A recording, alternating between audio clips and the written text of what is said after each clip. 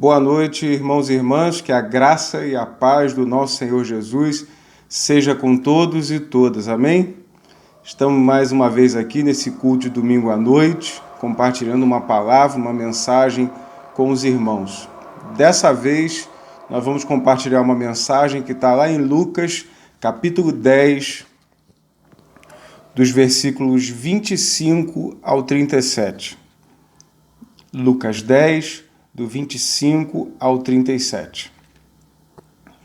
Diz o seguinte a palavra: Eis que certo homem, intérprete da lei, se levantou com o intuito de pôr Jesus à prova e disse-lhe: Mestre, que farei para herdar a vida eterna? Então Jesus lhe perguntou: O que está escrito na lei?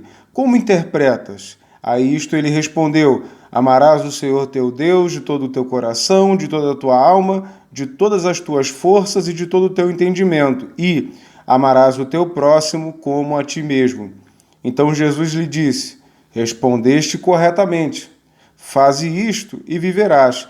Ele, porém, o intérprete da lei, não é? Querendo se justificar, perguntou a Jesus: Quem é o meu próximo?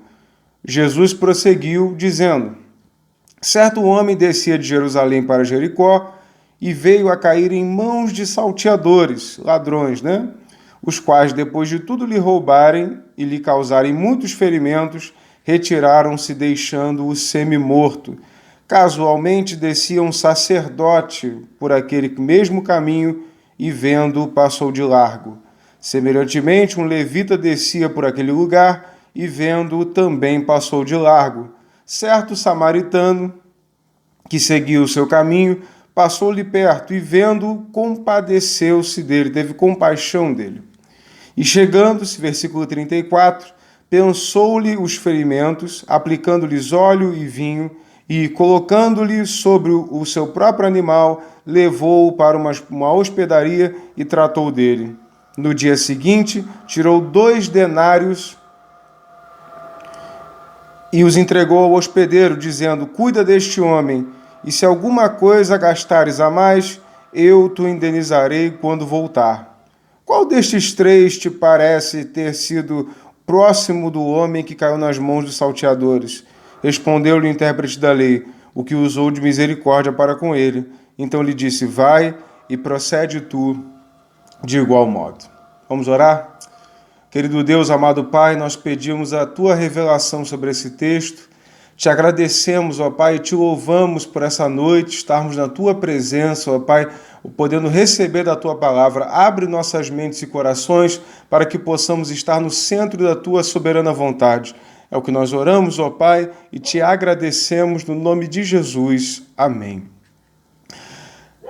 Irmãos e irmãs, eu creio que os irmãos creem, assim como eu, que Jesus não fala nem faz nada à toa, nem faz nada por acaso. Tudo o que Jesus fala, tudo que Jesus faz tem um motivo, um propósito. Nós vemos no texto que Jesus cita nessa parábola do bom samaritano 3 pessoas, 3 qualidades de pessoas. A primeira era o sacerdote, a segunda o levita e terceiro o bom samaritano. Por que ele citou o sacerdote e o levita? Irmãos, nós temos que levar em consideração que, com certeza, aquele sacerdote, aquele levita, segundo a parábola de Jesus, não está escrito no texto, mas nós podemos, assim, fazer uma conjectura, né? Nós podemos pensar sobre. Aquele levita e sacerdote deviam estar a caminho do templo. E talvez por estarem muito atarefados, o texto não esclarece isso, mas talvez por estarem muito atarefados, não tiveram tempo para socorrer aquela pessoa que tinha sido afligida pelos salteadores. E aí, terceiro, ele cita o samaritano, também não é à toa, porque os samaritanos não se davam com os judeus por causa de uma briga, né? uma guerra antiga, e Jesus está realmente alfinetando, a gente poderia dizer, aquele intérprete da lei, dizendo para ele: olha, o samaritano também pode usar de compaixão e de amor ao próximo, ele também pode cumprir a lei, né? Então nós vemos nesse texto algumas verdades nestes tempos de confinamento, de isolamento social.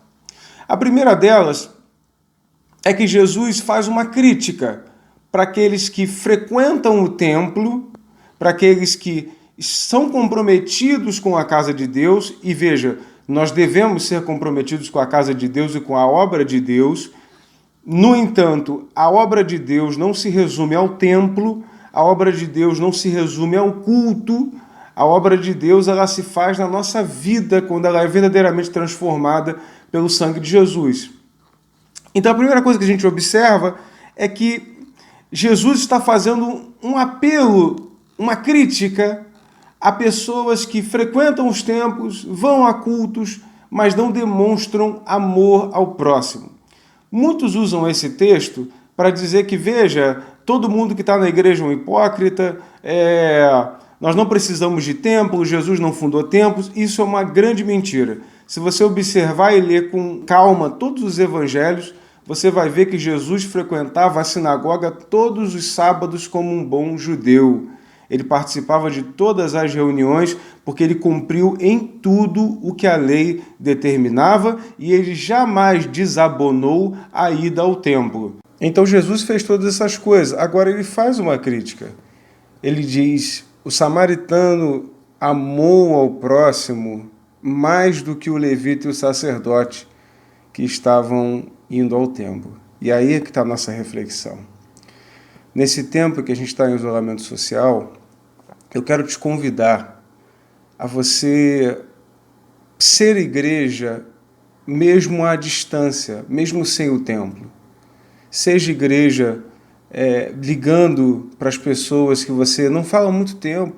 Pega um amigo, um irmão que você não fala há muito tempo, liga para essa pessoa, conversa com ela, discipula ela, mais também do que ficar também ligado o dia inteiro em notícias, em redes sociais, também desliga um pouco e vá curtir a sua família, né? Vá curtir as pessoas que estão na sua casa junto com você. Esse é um momento salutar, momento saudável, para que a gente venha desfrutar das coisas que realmente importam na nossa vida.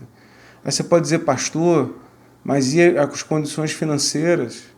E o meu salário? E o meu emprego? E a minha vida? Como é que vai ficar? A palavra do Senhor diz: buscai, pois, em primeiro lugar o reino de Deus e a sua justiça, e o que a gente vai comer, beber ou vestir será acrescentado em nome de Jesus. Portanto, eu quero que você, à luz da parábola do bom samaritano, exercite esse amor ao próximo, assim como o amor a Deus sobre todas as coisas. Mesmo sem o templo, pratique ser igreja onde você estiver. Tudo isso vai passar, mas uma coisa eu tenho certeza: todas as coisas cooperam para o bem daqueles que amam a Deus e que são chamados segundo o seu propósito. Para tudo nessa vida há um propósito eterno de Deus que talvez nós não venhamos a entender no momento, mas que em algum ponto nós vamos saber o porquê e os paraquês. Portanto, confie em Deus, ame o seu próximo, ame a Deus e aprenda a estar com Ele e fazer a vontade dEle, não importa onde você estiver e em que condições você estiver. Paulo e Silas, quando estavam na prisão, no cárcere inferior, louvaram a Deus e as cadeias se abriram e ele ainda conseguiu salvar a família do carcereiro. Então aproveite as circunstâncias adversas para produzir frutos dignos, para continuar fazendo a obra do Espírito na sua vida e na vida da sua família. Que Deus te abençoe. Eu quero orar com você nessa hora. Querido Deus, que essa palavra, Pai, possa entrar nos nossos corações e verdadeiramente produzir bons frutos em nós. Ensina-nos, ó Senhor, a administrar nosso tempo. Ensina-nos, ó Senhor, a Te buscar, ó Pai, mesmo longe dos templos, dos ajuntamentos e das pessoas, mas que nós possamos, ó Pai, continuar fazendo a Tua obra como o bom samaritano, ó Pai, que não estava no templo de Jerusalém, mas continuou buscando fazer a Tua vontade e agradar o Teu nome. Senhor, que em nome de Jesus, o Senhor possa nos levantar em sabedoria e graça, para que continuemos, ó Pai, a espalhar as boas novas do Evangelho, mesmo nesse período. E dá-nos força, ó Pai, nessa semana, para que continuemos firmes e inabaláveis no propósito de glorificar e exaltar o Teu nome. Nós Te louvamos nessa noite e Te agradecemos no nome de Jesus. Amém, amém e amém. E que a graça do nosso Senhor Jesus Cristo, o amor infinito de Deus, o nosso Pai, e as consolações do Espírito Santo de Deus sejam com a tua vida, meu irmão e minha irmã, não só hoje, mas para todo sempre. Amém, amém, amém. Deus te abençoe, um ótimo domingo e uma ótima semana.